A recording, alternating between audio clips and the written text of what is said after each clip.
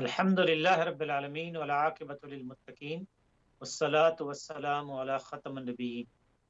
मुअज़्ज़िज़ नाज़रीन व सामिईन, अस्सलामु अलैकुम व रहमतुल्लाहि व बरकातुहू।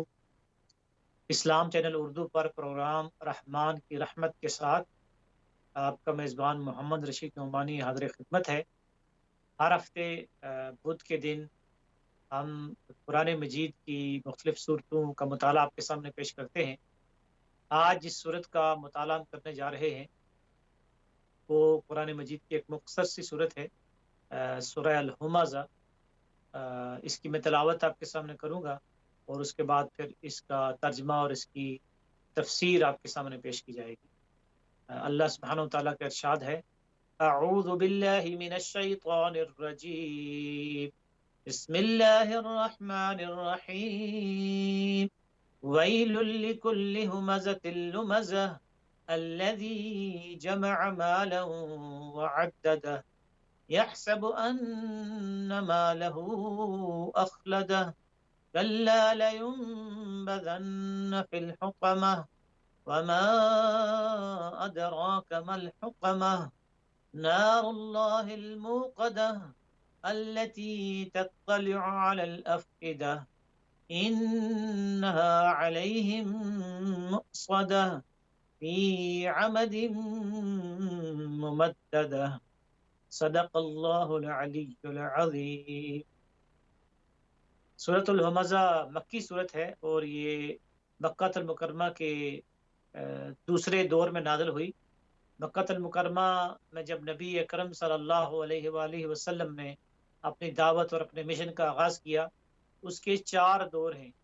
पहला दौर वो है जिसमें आपने अपने ख़ानदान के लोगों को, अपने दोस्त अहबाब को दावत दी। ये पहले 3 साल थे, जिसको खुफिया दौर दावत भी कहा जाता है। और उसके बाद फिर 5वें और 6ठे साल में आपने अलानिया पब्लिकली अवाम के सामने दावत पेश की। तो ये दूसरे दौर में ये सूरत नाज़िल हुई जब आपने अलानिया तबलीग शुरू कर दी थी। और इसमें वैसे तो उस वक्त की जो कुरैश की लीडरशिप थी उन पे तनकीद की गई है, लेकिन इस सूरत में क़यामत तक के लिए, उम्मत मुस्लिमा के लिए, मेरे लिए, आपके लिए, हम सब के लिए दावत, हिकमत, नसीहत, हिदायत, रहनुमाई और गाइडेंस की एक बड़ी भरपूर एक खजाना है जो हमारे लिए इस पर रखा गया है। सूरत का तर्जुमा हम जरा देखते हैं। अल्लाह ताला इरशाद फरमा रहे हैं, वैलुल लिकुल्लि हुमज़तिल लुमज़। वैलुन हिलाकत है, तबाही है, बर्बादी है, खसारा है, नुकसान है। लिकुल्लि हर उस शख्स के लिए, हुमज़तिल लुमज़ जो मुंह के ऊपर ताने देता है और जो पीठ पीछे बुराइयां करता है। यानी हर उस शख्स के लिए तबाही है, हलाकत है, बर्बादी है, नुकसान है, जो मुंह पे लोगों का मजाक उड़ाता है, उनको ताने देता है, उनको अपने आप से घटिया समझता है और जो पीठ पीछे दूसरे लोगों की बुराइयां करता है। अल्लज़ी जमअ मालन वअद्ददा, ये वही शख्स है कि जो माल जमा करता है और उसको गिन गिन कर रखता है, लालच की वजह से, हिरस की वजह से। यहसबु अन्न मालहु अखलदा, ये गुमान करता है, ये ख्याल करता है कि उसका माल हमेशा उसके पास रहे। ये पहली 3 आयत हैं। इसके बाद फरमाया कि यहसबु अन्न मालहु अखलदा कल्ला लयुनबज़न्न फ़िल हुतमा, हरगिज़ नहीं, वो हुतमा में डाला जाएगा। वमा अदराक मल हुतमा, और तुम्हें क्या मालूम कि वो हुतमा क्या है, तुम क्या समझो, तुम क्या जानो कि वो हुतमा क्या चीज़ है। वमा अदराक मल हुतमा नारुल्लाहिल मूक़दा, ये अल्लाह की भड़काई हुई आग है। अल्लती तत्तलिउ अलल अफ़इदा, ये वो आग है कि जो दिलों तक चढ़ जाएगी। फ़ी अमदिन मुमद्ददा, और बड़े बड़े सतूनों को उसके ऊपर, आग के उस सतून उसके ऊपर गाड़ कर उसको बंद कर दिया गया। तो ये है सूरतुल हुमज़ा। अब हम इस सूरत का मज़ीद तज्ज़ियाती मुताला करते हैं। ख़ास तौर पर इसमें जो पहली 3 आयत हैं उसमें एक पूरा एक निज़ाम फ़िक्र दिया गया है कि एक बंदा मोमिन को क्या करना चाहिए और क्या नहीं करना चाहिए। यहाँ अब आगाज़ होता है कि वैलुल लिकुल्लि हुमज़तिल लुमज़, हलाकत है, बर्बादी है हर उस शख्स के लिए कि जो मुँह पे ताने देता है, मुँह पे चोटें करता है, लोगों को मज़ाक उड़ाता है मुँह के ऊपर اور پھر پیٹھ کے پیچھے غیبت کرتا ہے، برائی کرتا ہے۔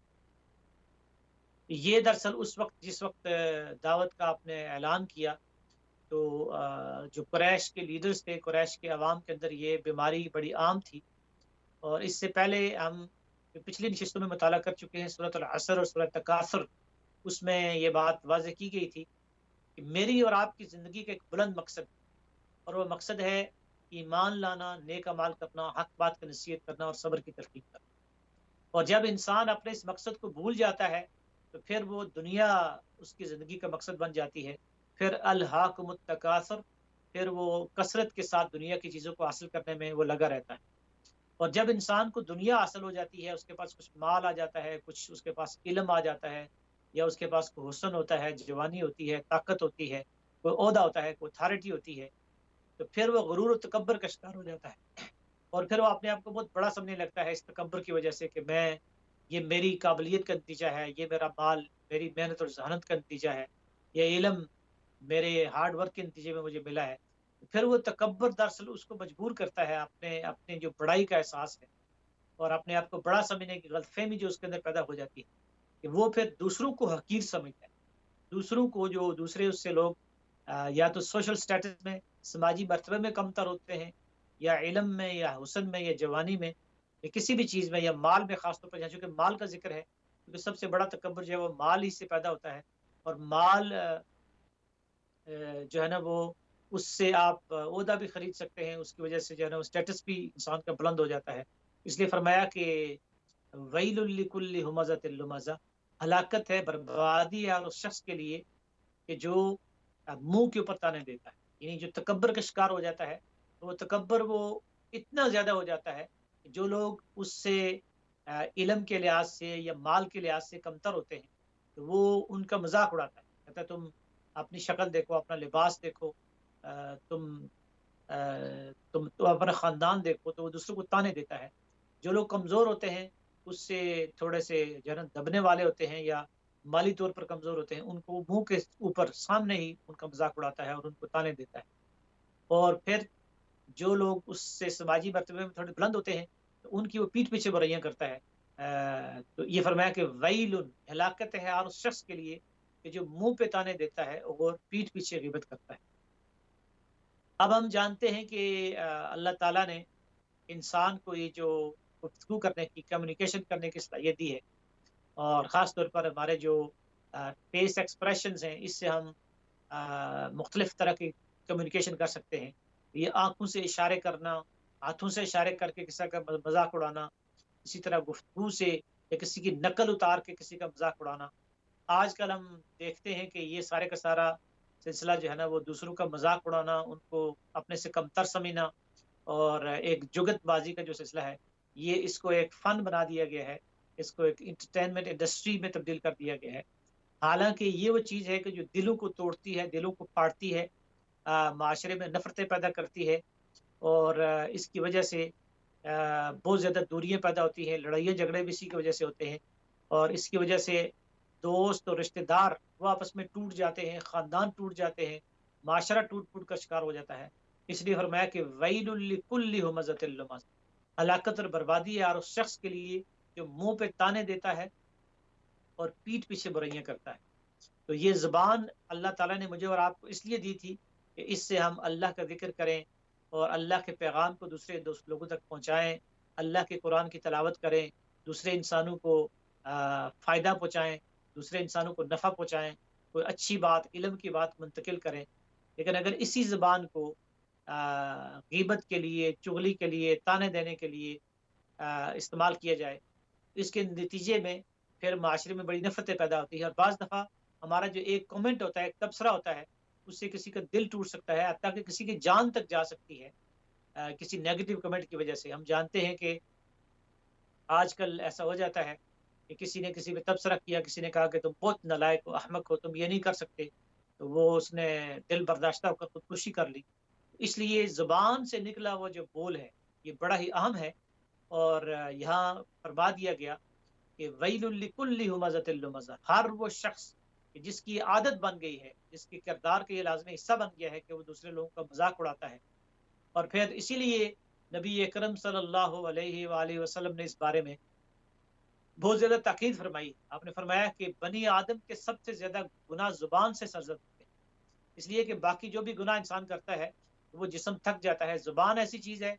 कि आप बोलते चले जाएं तो वो इंसान थकता नहीं है। खसूसन घरों के अंदर महफिलों में बैठ के तो हमारी माएँ बहनें और बेटियां, उनका अक्सर मौजू यही होता है कि वो कहती हैं कि फलां का लिबास देखो, फलां के जेवरात देखो, फलां का मकान देखो, फलां की शक्ल देखो, फलां का ख़ानदान देखो कि वो कैसा है। तो वो उनका मौजू यही बन जाता है। और फरमाया कि वैल, ऐसे लोगों के लिए हलाकत है, बर्बादी है, तबाही है। ये वो न सिर्फ अपना वक्त ज़ाया करते हैं, लेकिन फिर ये है कि जो इसी के अंदर फिर जो दूसरे लोग मौजूद होते हैं, लगाई बुझाई करने वाले, वो फिर यहाँ की बात उठा के चुगलखोर, वो फिर उधर पहुँचाते हैं और उधर की बातें इधर पहुँचाते हैं। हत्ता कि सूरह हुजरात में फरमाया कि वला यग़्तब बअदुकुम बअदा, तुम में से कोई भी किसी दूसरे की ग़ीबत ना करे। अयुहिब्बु अहदुकुम अन यअकुल लहम अखीहि मैतन फकरिहतुमूह, तो क्या तुम में से कोई पसंद करता है कि अपने मरे हुए भाई का गोश्त खाए, और तुम इससे कराहत करते हो। इसको मुर्दा भाई का गोश्त खाने से तशबीह दी गई है। एक वाक़या में मिलता है रवायात में कि नबी अकरम सल्लल्लाहु अलैहि वसल्लम के ज़माने में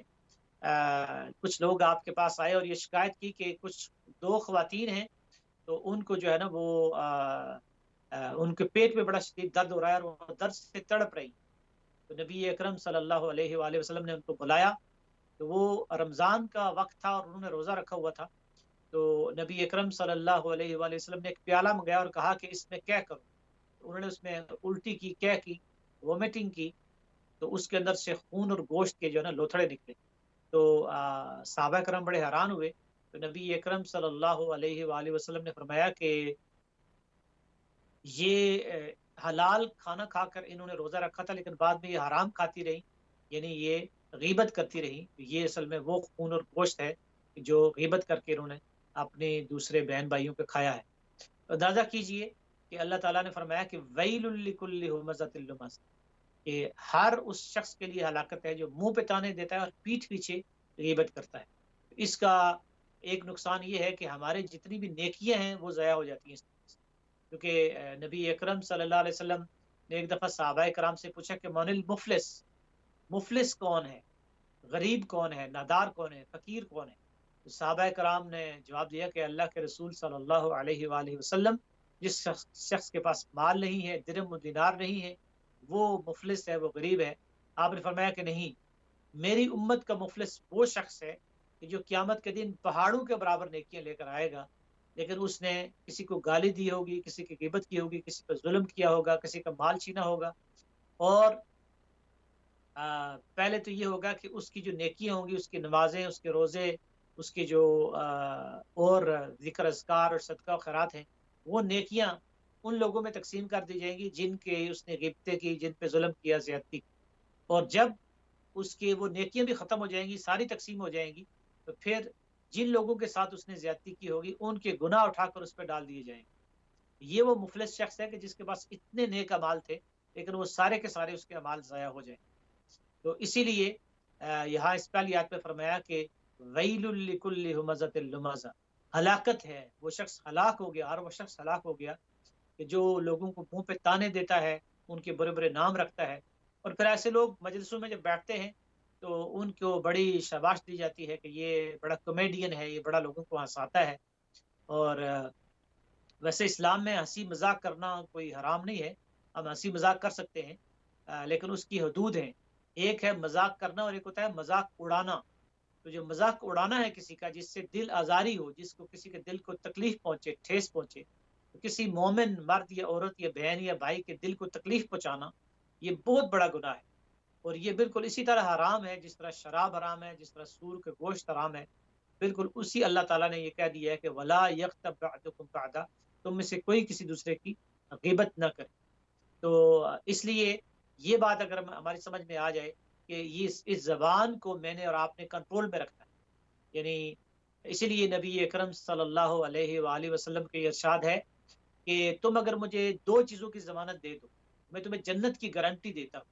तो दो दो चीज़ें क्या हैं?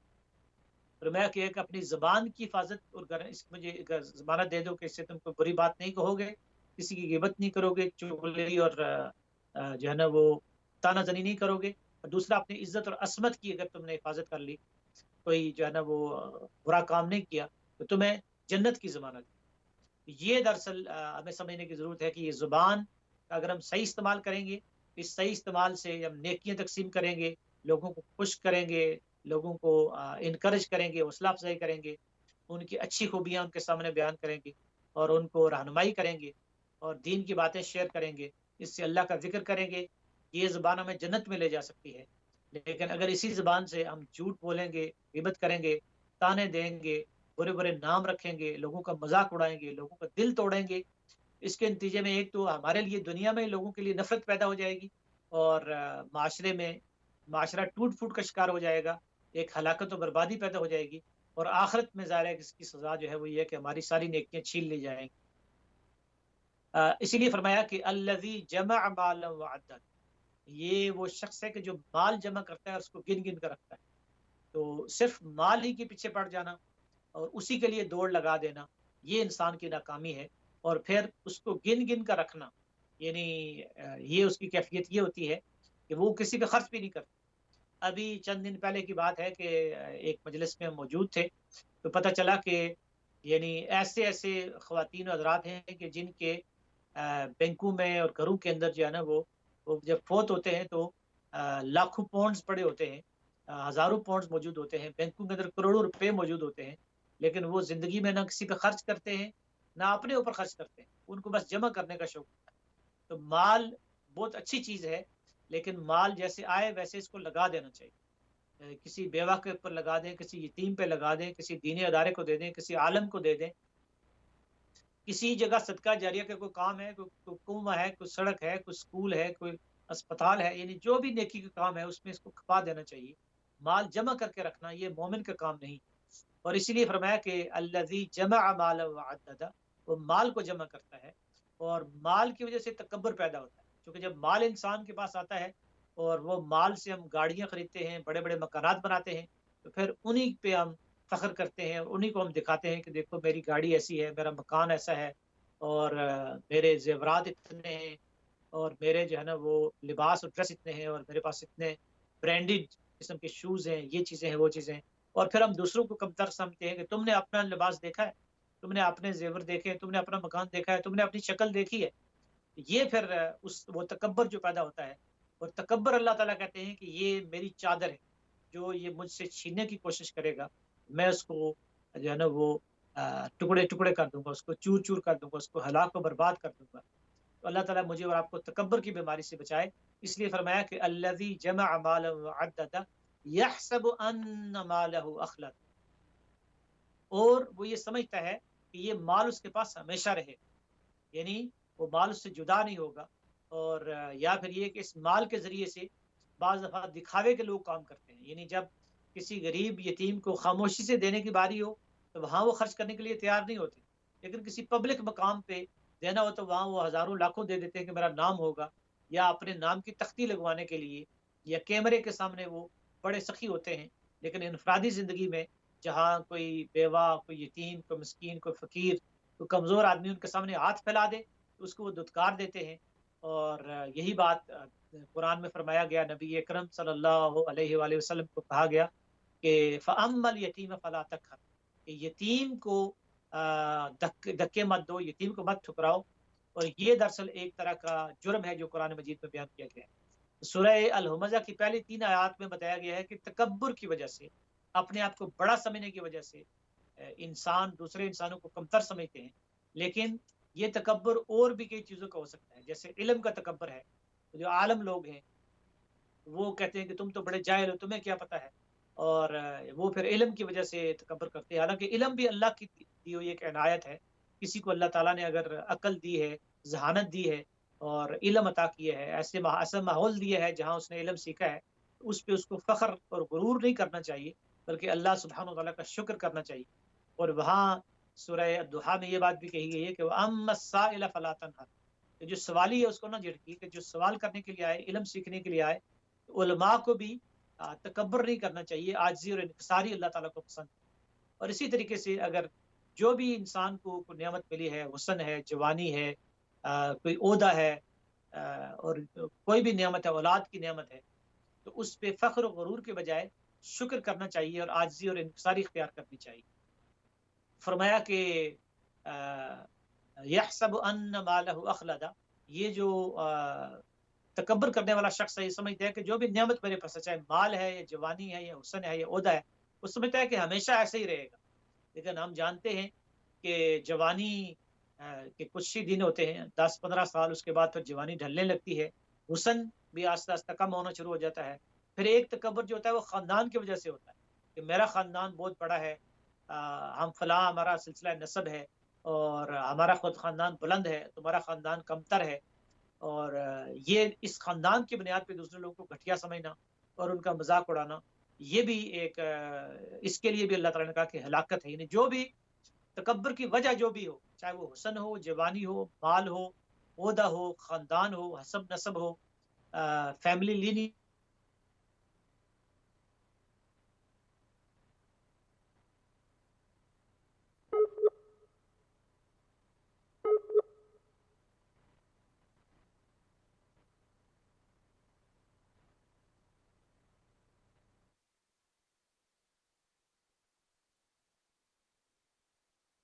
عقوق الأمهات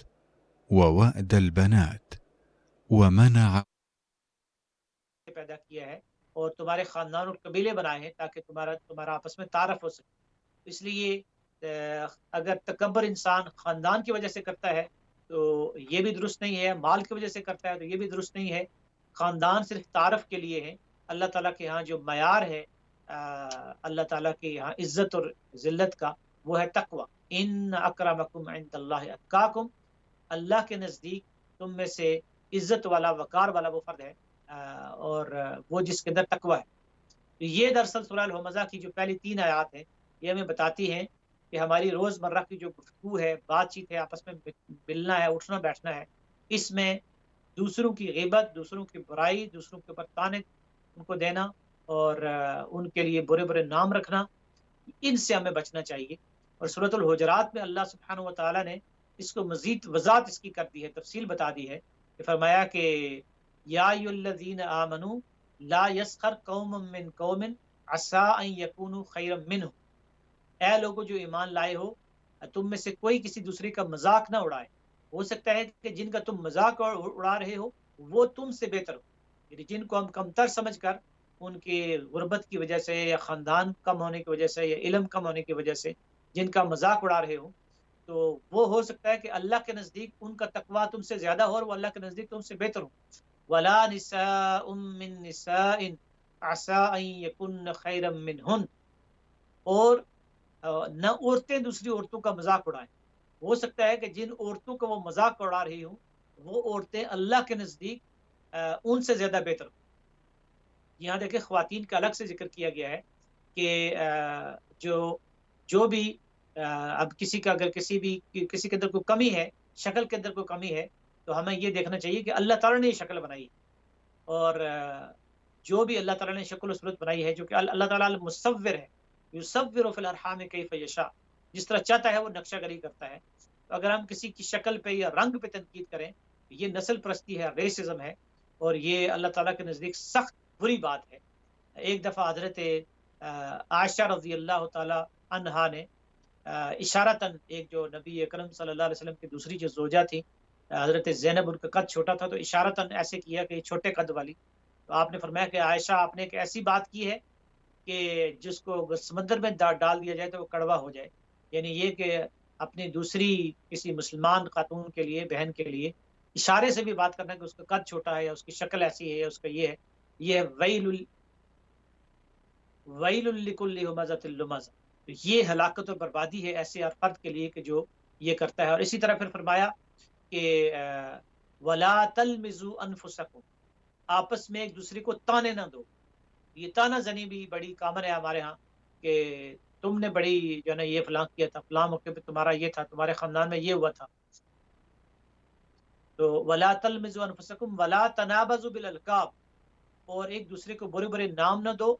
بئس الاسم الفسوق بعد الایمان، اور ایمان لانے کے بعد برائی میں نام پیدا کرنا، یعنی کسی کے اس لیے مشہور ہو جانا کسی کا کہ وہ فلاں خاتون بڑا مذاق اڑاتی ہے دوسروں کا، اور فلاں مرد جو ہے وہ بڑی نقلیں اتارنے میں ماہر ہے، یہ فسق ہے، نافرمانی ہے۔ وَمَن لَّمْ يَتُبْ فَأُولَٰئِكَ هُمُ الظَّالِمُونَ، اس کا حل فرمایا کہ جو توبہ نہ کرے وہی ظالم۔ تو دراصل آج کی نشست میں جو ہم نے سیکھا ہے وہ یہ ہے کہ کسی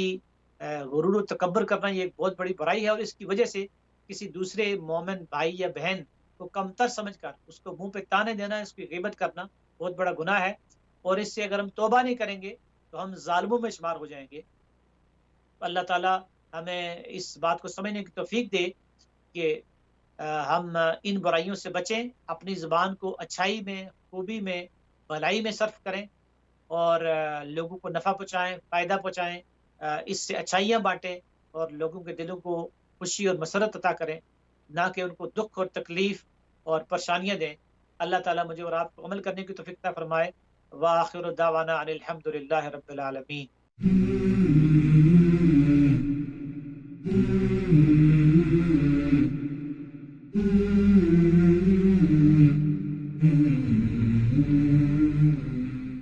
الحمد للہ رب العالمین والعاقبۃ للمتقین والصلاۃ والسلام علی خاتم النبیین۔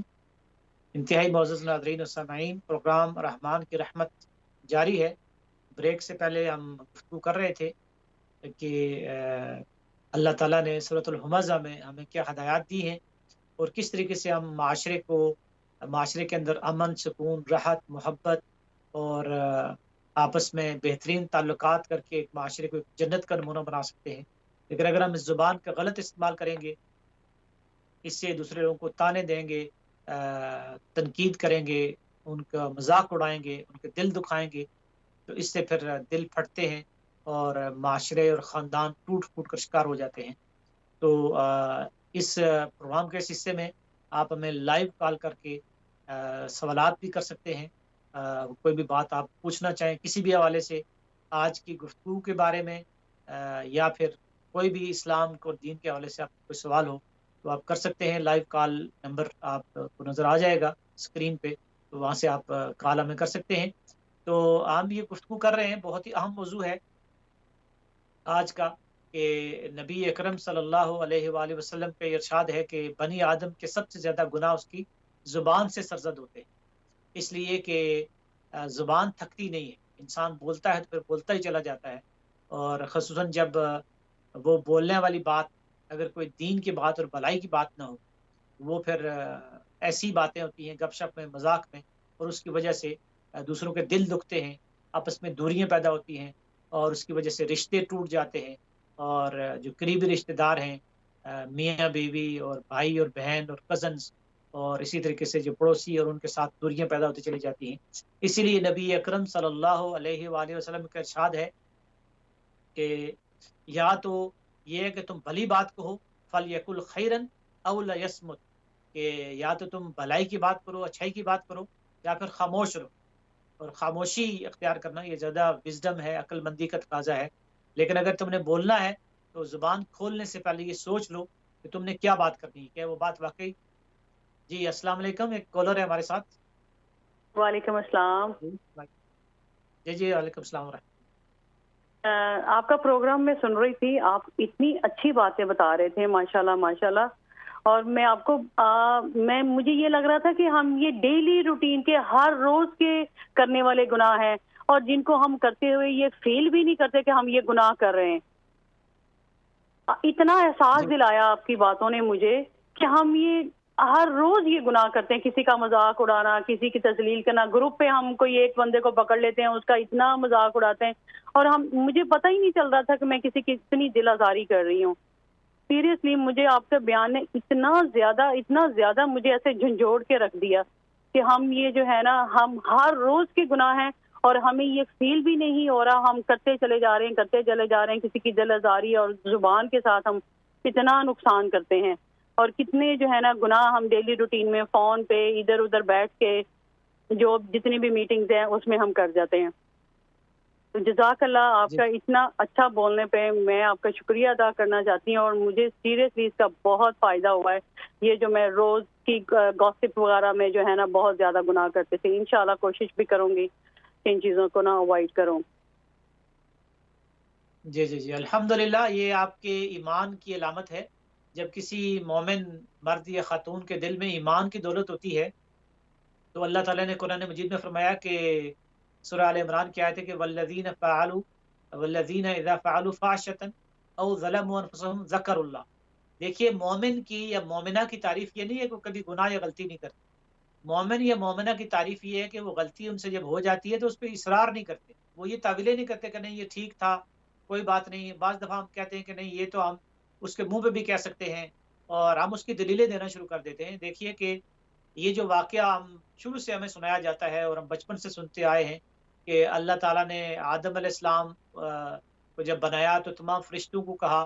کہ سجدہ کرو، تو سب نے سجدہ کیا لیکن شیطان نے انکار کر دیا. اور آدم علیہ السلام نے بھی وہ پھل کھایا، حضرت حوا علیہ السلام نے بھی، لیکن ان کی جو دعا ہے سورہ الاعراف میں آئی ہے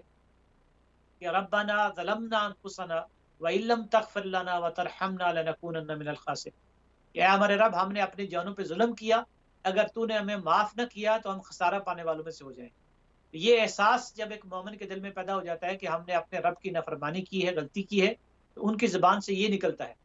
کہ اے رب، اے ہمارے رب، ہم نے اپنی جانوں پہ ظلم کیا ہے، ہمیں یہ نہیں کرنا چاہیے تھا. تو پھر اللہ سبحانہ و تعالیٰ ان کے اندر وہ جو ایک حسرت ہے، افسوس ہے، اور یہ جو لفظ توبہ ہے وہ بھی یہی ہے کہ تاب یتوب، واپس آنا، پلٹ آنا اپنے رب کی طرف، اس کے قدموں میں دوبارہ سر رکھ دینا. یہ احساس ایسا ہے کہ یہ اللہ تعالیٰ کو بہت پسند ہے یہ بات. اور حدیث میں یہاں تک آتا ہے کہ کل بنی آدم خطاؤن اور خیر الخطائین التوابون، کہ نبی اکرم صلی اللہ علیہ وآلہ وسلم نے فرمایا کہ تمام بنی آدم خطا کار ہیں، گناہ گار ہیں. کیونکہ انسان وہ مخلوق ہے کہ جس کو اللہ تعالیٰ نے ارادے اور اختیار کی آزادی دی ہے، تو وہ خطا کرے گا، گناہ کرے گا، غلطی کرے گا. لیکن خیر الخطائین التوابون، سب سے بہترین خطا کار وہ ہیں جو توبہ کرتے ہیں. تو یہ ایمان کی علامت ہے اور یہ بڑے ایمان کی علامت ہے. اور وہاں سورہ آل عمران میں فرمایا کہ والذین اذا فعلوا فاحشۃ او ظلموا انفسهم ذکروا اللہ، کہ جب وہ کوئی گناہ کر بیٹھتے ہیں تو ذکر اللہ، فوراً انہیں اللہ یاد آ جاتا ہے. فاستغفروا لذنوبہم،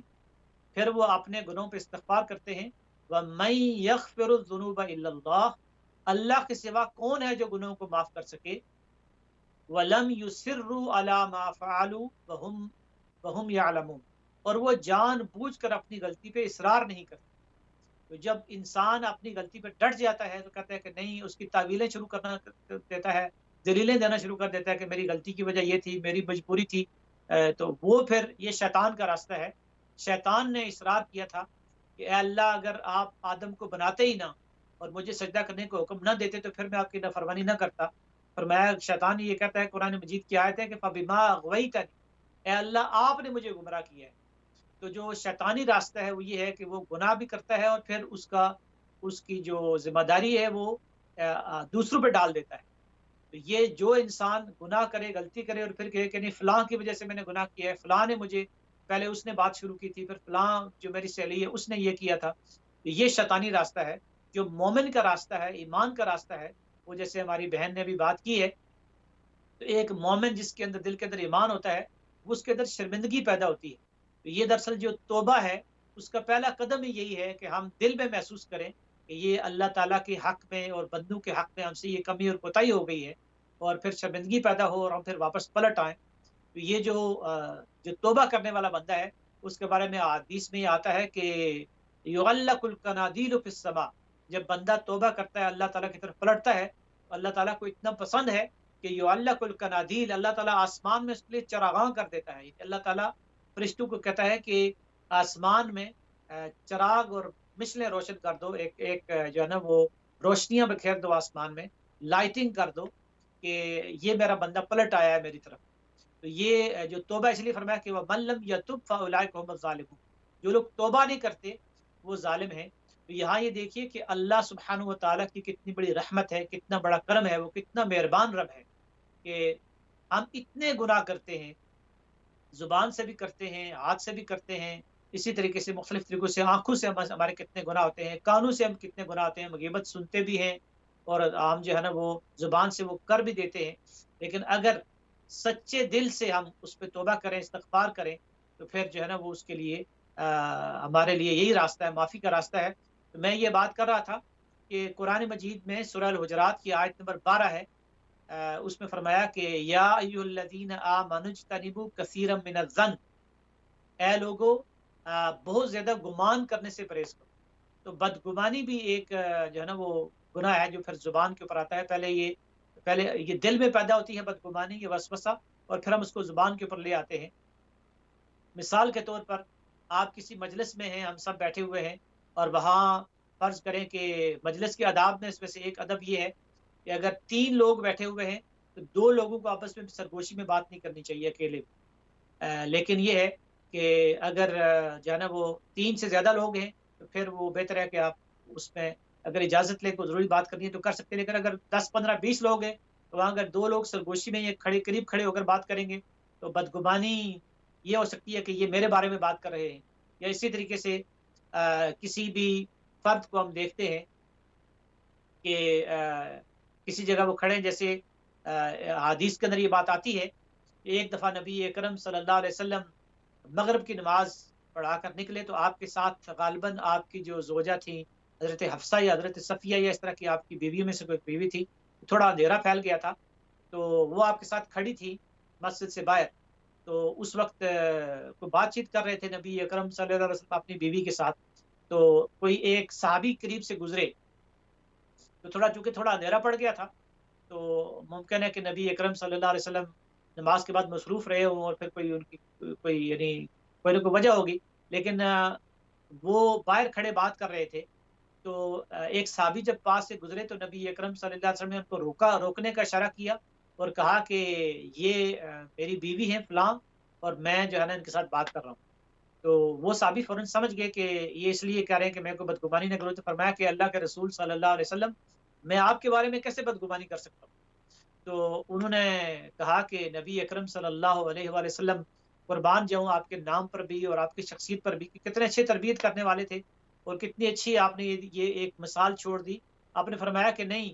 شیطان انسان کے جسم میں ایسے دوڑتا ہے جیسے خون دوڑتا ہے، اس لیے ایسا نہ ہو کہ تمہیں غلط فہمی ہو جائے کہ میں کسی غیر محرم عورت سے بات کر رہا ہوں۔ اسی طرح سے جب ہم کسی 2 مثلا مرد اور عورت بات کر رہے ہیں کسی جگہ تو فوری طور پہ ہمارا یہ نہیں آنا چاہیے ہمارے ذہن میں کہ کوئی افیئر چل رہا ہے یا ان کا کوئی اور معاملہ ہے۔ وہ کوئی بھی کام کی بات ہو سکتی ہے، اس کا کوئی سوال ہو سکتا ہے، اس کی کوئی مجبوری ہو سکتی ہے، تو ہم فوراً جو ہے نا وہ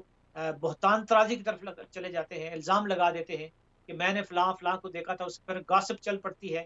کہ وہ مرد اور عورت میں نے دیکھے تھے ٹاؤن میں کھڑے تھے، فلاں جگہ کھڑے تھے، وہ بات کر رہے تھے، یقیناً ان کا آپس میں کوئی چکر ہے۔ یہ بات نہیں ہے، یعنی 70 تعویلیں نکالنی چاہیے پہلے کہ اپنے مومن بھائی اور بہن کے بارے میں۔ یہ بڑی مشہور بات ہے کہ حضرت عائشہ رضی اللہ تعالیٰ عنہا کے اوپر جب الزام لگایا منافقین نے غزوہ بنی مصطلق کے بارے میں، جس کا ذکر سورہ نور میں ہے کہ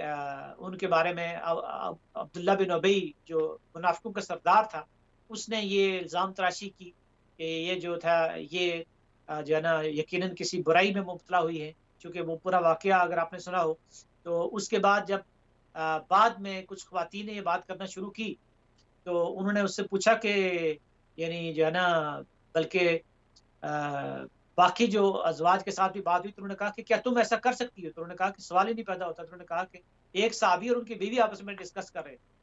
تو انہوں نے ان صحابی نے اپنی بیوی سے پوچھا کہ کیا تم ایسا کر سکتی ہو کہ اکیلے میں کسی کے ساتھ برائی میں مبتلا ہو جاؤ؟ تو انہوں نے کہا کہ نہیں، سوال ہی نہیں پیدا ہوتا۔ تو ان صحابی نے کہا کہ پھر تم اللہ کے رسول صلی اللہ علیہ وسلم کی بیوی کے بارے میں تم کیسے سوچ سکتی؟ تو یہ دراصل دیکھنا چاہیے کہ یعنی اس لیے فرمایا کہ یا ایھا الذین آمنوا اجتنبوا کثیرا من الظن، کہ بہت زیادہ بدگمانی سے پرہیز کرو، ان بعد الظن اثم، اور بعض جو گمان ہوتے ہیں وہ گناہ ہوتے ہیں، ولا تجسسوا، اور تجسس مت کرو۔ ہمیں یہ بھی ہوتا ہے کہ ہم ٹو لگاتے ہیں، لوگوں کی خفیہ باتیں سننے کی کوشش کرتے ہیں، آپس میں کیا بات کر رہے ہیں، اور اسی طریقے سے یہ کہ ان کے کس سے تعلقات ہیں، ان کا معاملہ کیا ہے، جاسوسی کرنا جو ہے نا، تو یہ اس میں جو ایک بندے کی پرائیویٹ زندگی ہے، پرسنل زندگی ہے، اس میں دخل اندازی نہیں دینی چاہیے کہ خواہ کے سوال کہ آپ کی تنخواہ کتنی ہے اور آپ کا فلاں یہ کیا ہے اور آپ کا فلاں وہ ہے، اس طرح کے سوالات ہاں اگر آپ کے بہت کوئی قریب خاندان میں ہے تو ٹھیک ہے، لیکن ایک جو ہے نا وہ حدیث ہے کہ من حسن الاسلام ترکہ ما لا یعنی، کہ کسی بھی مومن مرد اور عورت کے اسلام کی خوبی یہ ہے کہ وہ لا یعنی اور فضول باتوں سے بچے، ایسے سوال نہ کرے. لا تسألوا اشیاء ان تبد لکم تسؤکم، ایسے سوالات نہ کرو کہ جو تم پہ کھول دیے جائیں تو تمہیں برا لگے. تو بہت زیادہ سوالات یعنی کرنا اور پھر جاسوسی کرنا، لوگوں کے ذاتی معاملات کو کریدنا، اس سے منع کیا گیا ہے. تو فرمایا کہ یہ جو بدگمانی ہے یہ بھی انسان کو ہلاک کر دیتی. اور پھر آپ دیکھیں کہ یہ جو گناہ ہے ان کے بارے میں کیا فرمایا کہ الذی جمع مالا وعددا یحسب ان مالہ اخلدا، کہ وہ سمجھتا ہے کہ اس کا مال اس کے پاس ہمیشہ رہے گا. کلا لینبذن فی الحطمہ، ہرگز نہیں اسے حطمہ میں ڈالا جائے.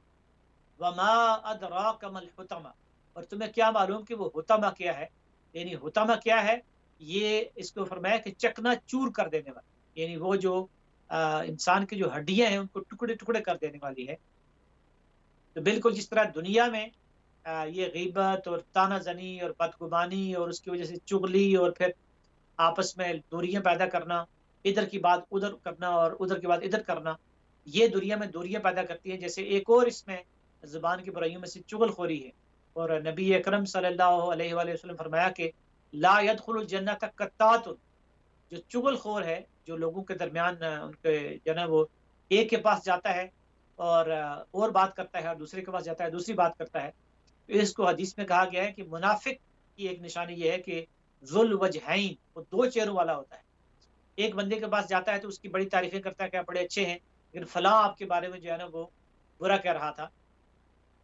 تو یہ جو ہے نا لگائی بجائی کرانا اور آپس میں لڑائیاں کرانا، فساد پھیلانا، یہ بہت بڑا گناہ ہے. اس کے مقابلے میں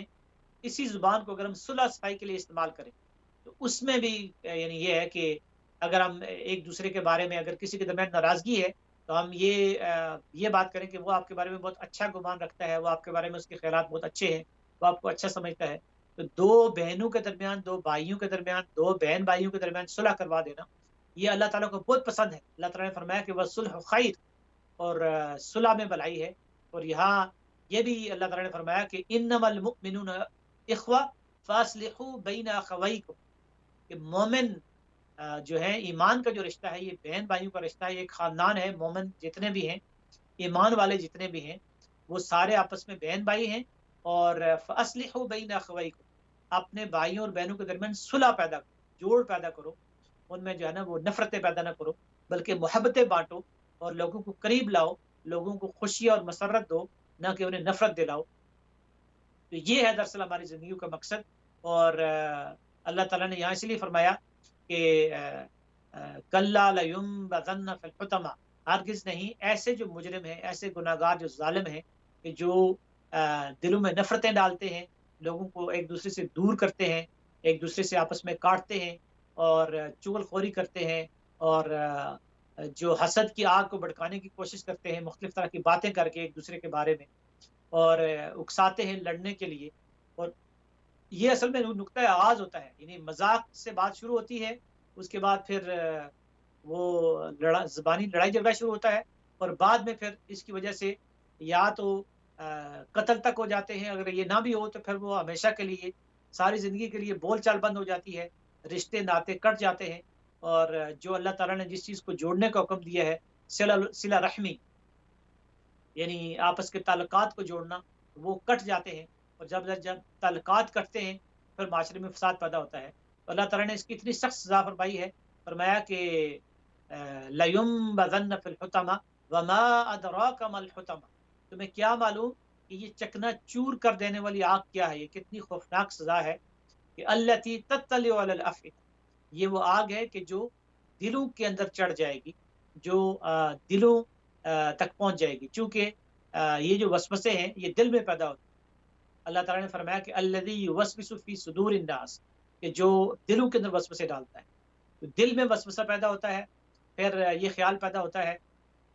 کہ فلاں ایسا ہے، فلاں ایسا ہے، فلاں ایسا ہے. اور اسی لیے قرآن مجید میں اس کے بارے میں سورہ نور میں بہت ہی ڈیٹیل بتائی گئی ہے کہ کسی کے اوپر جھوٹا بہتان لگانا، یہ الزام لگانا کسی کے اوپر کہ فلاں کے فلاں سے تعلقات ہیں، برے تعلقات ہیں، اس کو جو ہے نا وہ اس کی سزا اسلام میں 80 کوڑے مقرر کی گئی. اور اس لیے آج کل ہم تو بغیر تحقیق کے آگے بات پھیلا دیتے ہیں۔ نبی اکرم صلی اللہ علیہ وآلہ وسلم نے فرمایا کہ آدمی کے جھوٹا ہونے کے لیے یہ بات کافی ہے کہ وہ بغیر تحقیق کے، بغیر کسی بات کی تہ کو معلوم کیے اس کو آگے پھیلا دے۔ یعنی آج کل تو سوشل میڈیا میں اتنا زیادہ ہے کہ ہمارے موبائل فونز میں اتنی عجیب عجیب معلومات آتی ہیں، اور کہ فلاں یہ ویکسین کا یہ ہو گیا ہے، اور جو ویکسین لگوانے سے بندہ مر جاتا ہے، یا پھر اسی طریقے سے جو ہے نا وہ فلاں یہ چیز آگے بھیجیں تو یہ اگر آپ نے نہ کیا تو آپ کو یہ ہو جائے گا، آپ کو وہ ہو جائے گا۔ بغیر تحقیق کے آگے کہتے ہیں اس میسج کو آپ نے فارورڈ نہ کیا تو آپ کو یہ نقصان پہنچ جائے گا۔ تو یہ بغیر تحقیق کی چیزیں آگے پہنچانا، اور پھر یہ ہے کہ کئی دفعہ ایسے بھی ہوتا ہے کہ کوئی چیز حدیث نہیں ہوتی یا کوئی وہ صحیح اتھینٹک بات نہیں ہوتی، تو ہم اس کو آگے پھیلا دیتے ہیں کہ جی یہ کام کریں گے تو اتنا ثواب ملے گا، اتنا ثواب ملے گا۔ تو یہ بھی ایک اہم چیز ہے کہ جو چیز جب تک کسی چیز کا ثبوت نہ ہو اس وقت تک اس بات کو آگے نہیں پہنچانا چاہیے۔ اور ویسے بھی جب ہم معاشرے سے جو برائی ختم کرنے کا طریقہ ہے، یعنی اگر کہیں ہمارے خاندان میں، ہماری فیملی میں کوئی کسی کے اندر کوئی خامی ہے، تو نبی اکرم صلی اللہ علیہ وسلم نے فرمایا کہ الدین و نصیحہ، دین نصیحت ہے، لیکن نصیحت جب ہوگی تو وہ جو ہے نا تنہائی میں کی جانی چاہیے۔ یعنی بعض دفعہ یہ ہوتا ہے کہ فرض کریں کہ آج کی گفتگو آپ نے سنی اور پھر آپ نے کسی کو دیکھا کہ کوئی کسی کی غیبت کر رہا ہے کسی مجلس میں، تو آپ نے وہیں اس کو پکڑ لیا کہ نہیں یہ حرام ہے اور تم جہنم میں جاؤ گے اور یہ بہت غلط ہے اور تمہیں ایسا نہیں کرنا چاہیے۔ نہیں، آپ اس میں پھر جب ہم کسی کو نصیحت کرتے ہیں تو اس میں پھر حکمت استعمال کرنی پڑتی ہے کہ کسی کے سامنے نہیں، کسی کے پھر دل نہیں توڑنا، وہاں پھر یہ اصول رکھنا ہے کہ اس کو تنہائی میں الگ سے پاس بلانا ہے، یا تو اس کے ٹائم نکالنا ہے۔ فون اگر کال کر سکتے ہیں تو الگ میں فون کریں اور پھر کہیں کہ ماشاءاللہ آپ کے اندر اتنی اچھی خوبیاں ہیں، آپ کے اندر یہ کوالٹی ہے، یہ کوالٹی ہے، لیکن اگر آپ یہ کام کریں گے تو اس کا یہ نقصان ہے، اللہ تعالیٰ نے یہ سزا بیان کی ہے۔ تو ہمارے ہاں ایک مسئلہ یہ ہو گیا ہے کہ جب دین کی بات آتی ہے ہم فتوی بازی پہ اتر آتے ہیں اور فوراً فتوی دینا شروع کر دیتے ہیں کہ یہ حرام ہے، یہ تمہیں جہنم میں لے جائے گا، اور یہ جو ہے نا تم بڑے گناہ گار ہو، بڑے مجرم ہو۔ نہیں، بلکہ اس میں شفقت سے، محبت سے، ہمدردی سے، خیرخواہی سے ہم نے دوسرے کو بات سمجھانی ہے۔ اس کے نتیجے میں پھر یہ ہے کہ دلوں میں نفرتیں پیدا نہیں ہوں گی، محبتیں پیدا ہوں گی۔ تو سورۃ الہمزہ میں آگے فرمایا کہ کلا لینبذن فی الحطمہ وما ادراک ما الحطمہ نار اللہ الموقدہ، یہ اللہ کی بھڑکائی ہوئی آگ۔ یہ دیکھیے کہ اس کو اللہ تعالیٰ نے آگ قرار دیا ہے کہ یہ آگ اللہ تعالیٰ قیامت کے دن بھڑکائے گا اور اس میں لوگوں کو ڈالا جائے گا۔ تو ظاہر ہے کہ دنیا میں جب یہ لگائی بجائی کی جاتی ہے، کسی کے ساتھ مذاق کسی کا اڑایا جاتا ہے، کسی کی غیبت کی جاتی ہے، اس سے ایک آگ پھیلتی ہے معاشرے میں جو نظر نہیں آتی۔ یہ جو نفرتوں کی آگ ہے اور یہ جو ایک دوسرے کو کم تر سمجھنے کی آگ ہے، یہ خاندانوں میں پھیل جاتی ہے، اور یہ پھر میاں بیوی کے درمیان یہ آگ جب پھیلتی ہے اور کچھ لگائی بجائی کرنے والے اس آگ کو بھڑکاتے ہیں، اس کے اوپر جو ہے نا وہ تیل چھڑکتے ہیں، اس کو ایندھن دیتے ہیں، تو پھر وہ آگ بڑھتی ہے، پھر وہ خاندان کو آگ جلاتی ہے، پھر پورا معاشرہ جو ہے نا اس کا شکار ہو جاتا ہے۔ تو اس لیے یہ اللہ تعالیٰ نے فرمایا کہ یہ ایک آگ ہے جو بھڑکتی ہے اور دنیا میں پھیلتی ہے، اور اس کے نتیجے میں دنیا میں نفرتیں پیدا ہوتی ہیں۔ تو فرمایا کہ التی تطلع علی الافئدہ فی عمد ممددہ، اللہ تعالیٰ کہتے ہیں کہ یہ جو مجرم ہیں، جو اس طرح کے جرم کرتے ہیں، تو یہ ان کے اوپر آگ کے ستون گاڑ دیے جائیں گے۔ یعنی ایسے مجرم جو ہے نا وہ جہنم میں ان کو ڈال کے ان کے اوپر ستون آگ کے لگا دیے جائیں گے۔ اور فی عمد ممددہ جو ہے نا وہ یعنی ایک ہی ہے کہ ایک ہے کہ مؤصدہ کہتے ہیں کہ وہ دروازہ کہ جس کو ہم بند کر دیں، لیکن یہ ہے کہ ایک تو ہے مغلق، وہ دروازہ بند، مؤصدہ وہ ہوتا ہے وہ دروازہ جس کو بند کر کے اس کی چابی غائب ہو جائے۔ یعنی گویا کہ اس طرح کے جرائم کرنے والوں کو ایسی آگ میں ڈالا جائے گا جہاں سے وہ نکل کر بھاگ نہیں سکے۔ تو معزز ناظرین اور سامعین، آج کے نشست میں ہم نے ایک بہت ہی اہم بات سیکھی ہے، اور وہ یہ ہے کہ یہ زبان جو اللہ تعالیٰ نے مجھے اور آپ کو دی ہے، یہ بہت بڑی نعمت بھی ہے، لیکن اگر میں اور آپ اس زبان کا غلط استعمال کریں گے، اس سے ہم اس کو گناہوں میں استعمال کریں گے،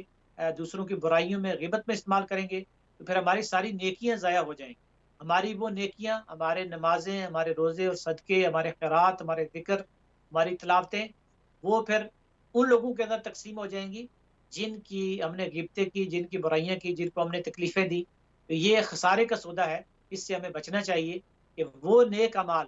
یعنی اسی لیے اہل علم نے یہ کہا ہے کہ نیک اعمال کرنا اتنا مشکل نہیں ہے جتنا نیک اعمال کو بچانا.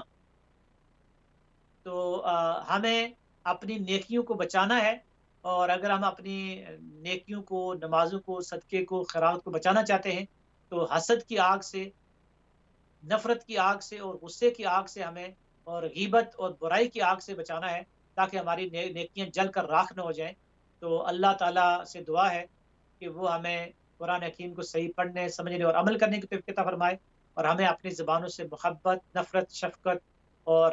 بلائی کو پھیلانے کی توفیق عطا فرمائے، تاکہ معاشرے میں امن ہو، سکون ہو، راحت ہو، چین ہو، اور ہم خوشیاں تقسیم کرنے والے ہوں، اور دوسروں کے دلوں کو چین اور راحت پہنچانے والے ہوں، ان کو مسرت دینے والے ہوں، نہ کہ لوگوں کو ڈپریس کرنے والے، ان کو دکھ دینے والے، ان کو اذیت دینے والے ہوں.